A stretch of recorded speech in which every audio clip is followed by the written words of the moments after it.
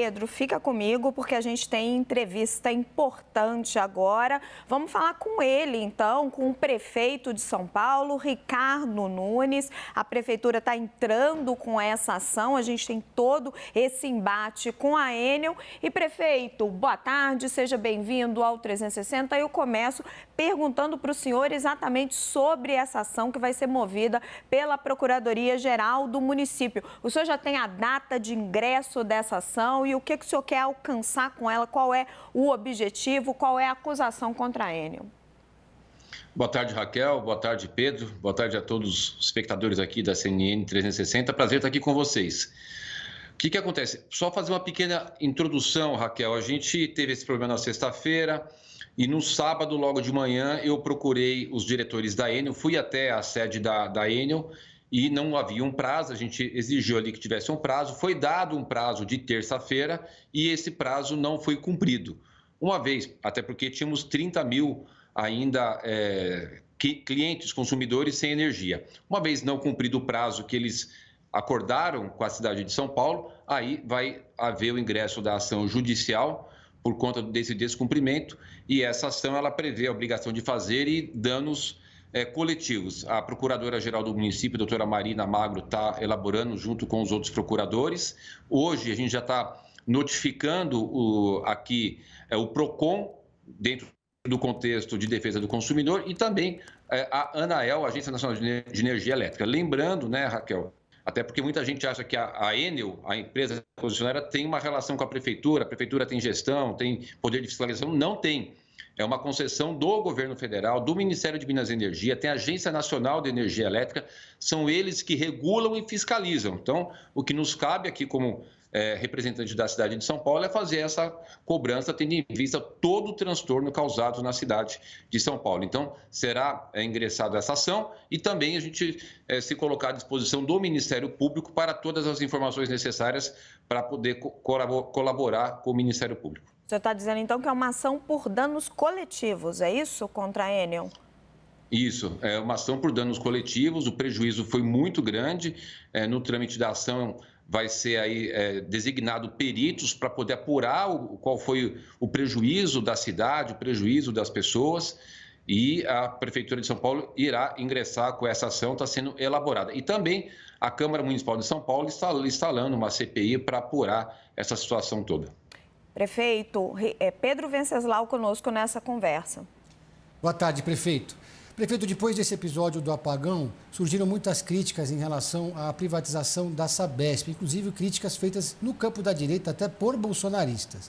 Eu queria saber se o senhor acha que esse episódio impacta no processo de privatização da Sabesp, que em breve deve chegar na Assembleia Legislativa, e qual é a avaliação do senhor, se o senhor apoia plenamente o projeto do governador Tarcísio. Pedro, muito boa a tua pergunta. Eu não sou assim um apaixonado, um defensor da privatização. Eu sou uma pessoa que defende a boa performance das empresas, um bom serviço público. O que a gente tem de discussão com o governador Tarcísio é a seguinte linha: se houver uma privatização que tenha antecipação de investimentos, que não vai ter aumento de tarifa, vai ter um olhar para os funcionários, a gente vai melhorar o atendimento na cidade de São Paulo, não teria a mínima lógica eu ser contra algo que vai ser bom para a cidade, sem nenhuma paixão por ser privatizado ou não ser privatizado.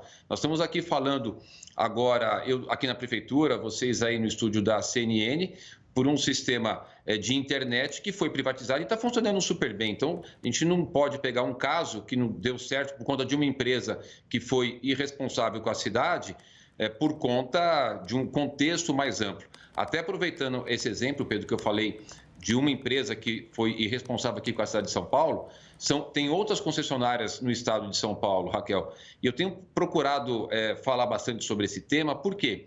Da reunião que a gente teve no Palácio do Governo com o presidente da ANEEL, o governador Tarcísio, eu e as concessionárias, a EBP, por exemplo, a CPFL, por exemplo, elas restabeleceram a energia de 70% na sexta-feira e de 30% no sábado. Portanto, em 24 horas, menos de 24 horas, restabeleceram todo o serviço. Deram uma boa resposta. O problema não é a questão da concessão, da privatização, o problema é a empresa. Esse exemplo é muito claro para a gente.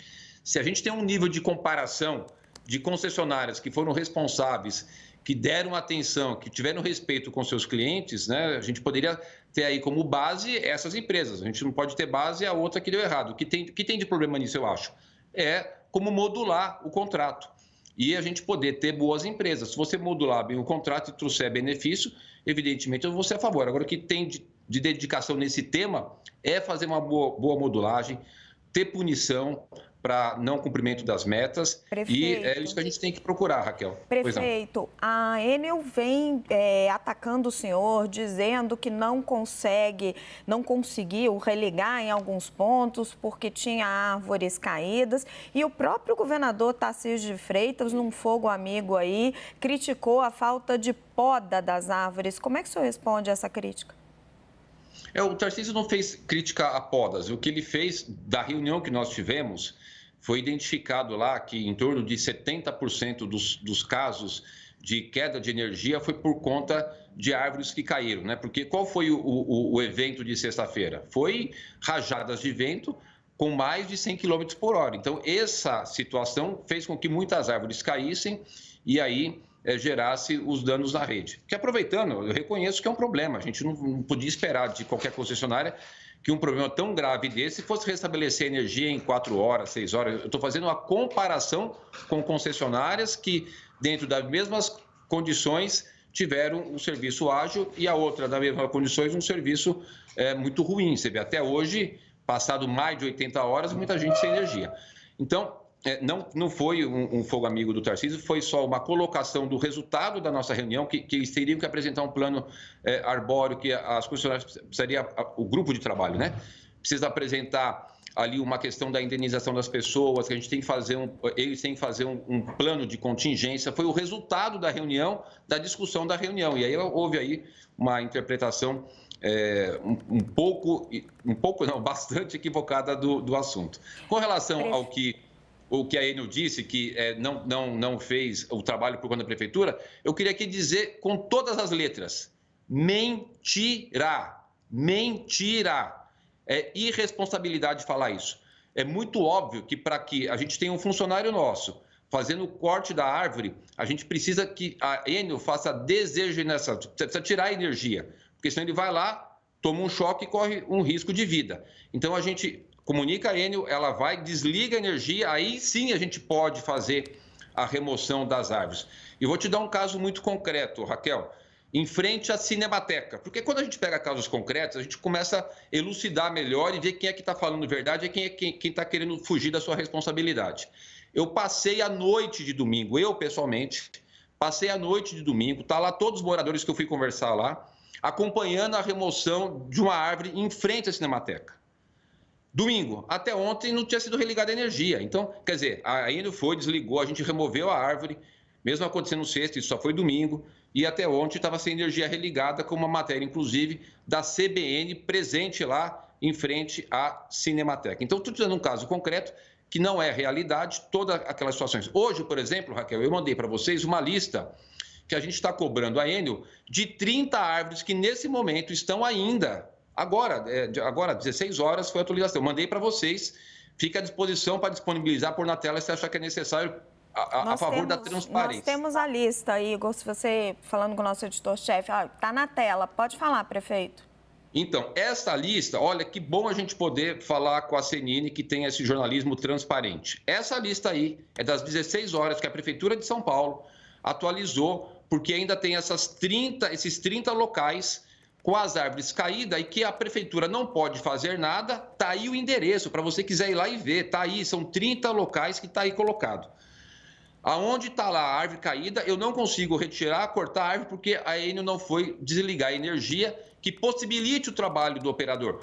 Vamos ser muito conscientes. Não podemos colocar um trabalhador para fazer um corte de uma árvore que está agarrada na rede elétrica, correndo o risco de tomar um choque e ter a sua vida em risco. Não podemos ser irresponsáveis. A Enel tem que desligar, desligou, avisa, aí a gente faz a remoção e libera a área para a Enel restabelecer a energia. Então são coisas tão óbvias, Raquel, Pedro, que não dá para as pessoas quererem ficar criando factoides, não sendo verdadeiro, uma situação dessa, todo mundo sofrendo, ainda ficar colocando desculpa. Então, eu agradeço você ter colocado a lista, Raquel, para a gente poder ter transparência nas informações. Gente, importante, então, o prefeito Ricardo Nunes disponibilizando uma lista de 30 árvores que seguem caídas na cidade de São Paulo, com endereços que não podem ser retiradas porque a Enel ainda não desligou a luz. Fica aqui também o espaço aberto para a Enel, se ela quiser responder. Prefeito Ricardo Nunes, Clarice Oliveira nessa conversa conosco.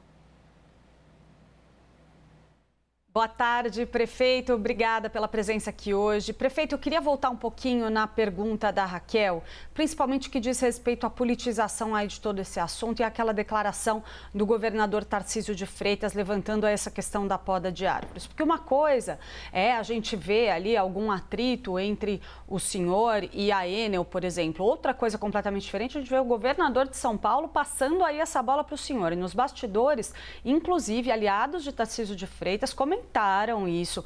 Vários deles disseram, olha, ele transferiu ali a coisa para o Ricardo Nunes, mostra que a coisa não está muito bem ali. A gente sabe que vocês são aliados ali, estão planejando um projeto conjunto. Então, eu queria que o senhor comentasse um pouco essa declaração de Tarcísio de Freitas em especial e também queria que o senhor aproveitasse para falar um pouquinho de como essa politização está acontecendo também entre potenciais adversários do senhor no ano que vem, em especial Guilherme Boulos. Tá. Clarissa, o Tarcísio, ele é meu amigo, eu sou amigo dele, a gente tem uma relação de amizade.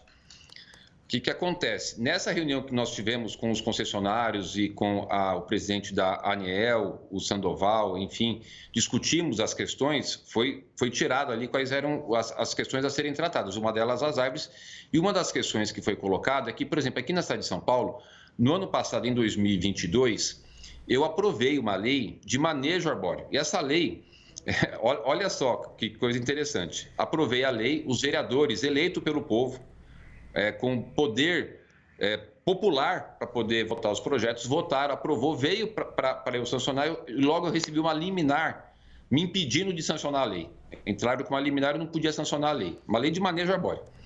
Bom, derrubamos a liminar, aí eu sancionei a lei. Quando eu sancionei a lei, veio uma outra liminar me impedindo, suspendendo alguns artigos da lei. Qual é um desses artigos? De que eu não poderia fazer substituição de árvores sadias. A gente tem uma situação, e aconteceu muito, a árvore às vezes ela é muito grande, ela é muito alta para aquele local. Então a ideia não era acabar com as árvores, a gente está sempre plantando árvores. Plantamos 35 mil árvores só esse ano.